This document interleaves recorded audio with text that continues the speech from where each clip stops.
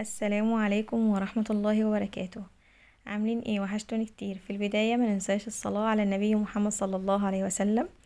وتعالوا النهاردة هنعمل مع بعض ايه؟ هنعمل مع بعض فول مدمس بأسهل وأسرع طريقة، والطعم اللهم بارك حكاية وأنضف وأحلى كتير من اللي بنشتريه من بره. وأوعدك انه هينجح معاكي من أول مرة. يلا بينا عشان ما نطولش عليكم. هنشوف هنعمل ايه مع بعض. معايا كيلو من الفول بيكون بلدي زي ما احنا شايفين كده. وطبعا بننضفه كويس جدا، باخده اغسله احطه في حلة واغسله او طبق بلاستيك. طبعا اوعي تنقعي الفول في حلة ألمونيا لان الحلة الألمونيا بتبوظ من المية. وطبعا هاخده اغسله وبعد كده احط عليه مية زي ما احنا شايفين كده، وهسيبه ليلة كاملة. انا نقعته من بالليل، عملته وسبته ليلة كاملة وتاني يوم بدأت اشتغل فيه. يعني يوم كامل عملته بالليل وسبته يوم كامل، واليوم اللي بعديه بدأت اللي انا اشتغل فيه. وهنا ما شاء الله كانت ناقعة معايا زي ما احنا شايفين. وحطيته في حلة ألمونيا لان انا بحب ادمس الفول في حلة ألمونيا. ومعايا 3 حبات كبار من الجزر مبشور، و3 حبات من الطماطم، ومعايا 3 معالق من الفول المدشوش، و3 معالق من العدس الأصفر. بجد بيفرق جدا في قوام الفول، هو ده اللي بيعمل قوام للفول جميل جدا زي اللي بنشتريه من بره.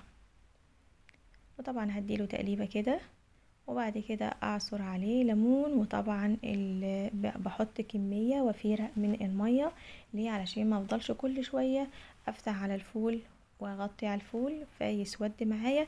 لا، احنا بنحط كميه وفيره، واول ما يغلي معايا بنقله على على اصغر عين، وتهدي النار جدا تخليه زي الشمعة. وطبعا عصرت ليمون زي ما قلت لكم. وهنا بعد ما مر 3 ساعات بوريكم القوام. طبعا احنا مش هنفتح كل شوية، بوريكم القوام بتاعه زي ما احنا شايفين لسه خفيف. بس بغطيه واسيبه تاني. وهنا بعد مرور حوالي 7 ساعات ما شاء الله اللهم بارك زي ما احنا شايفين كده تقل معايا وبقى قوامه جميل جدا اللهم بارك. طبعا والله الكاميرا كمان ظلماه والبخار وكده، هوريهولكوا دلوقتي من قريب هيبقى شكله عامل ازاي.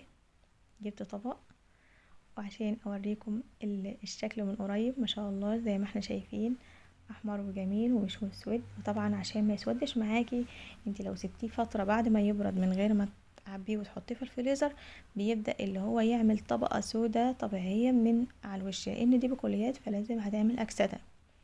فطبعا بنعمل ايه؟ اول ما يبرد هتعبيه في اكياس وتدخليه الفريزر. وطبعا بتشيلي منه بقى تبع احتياجاتك.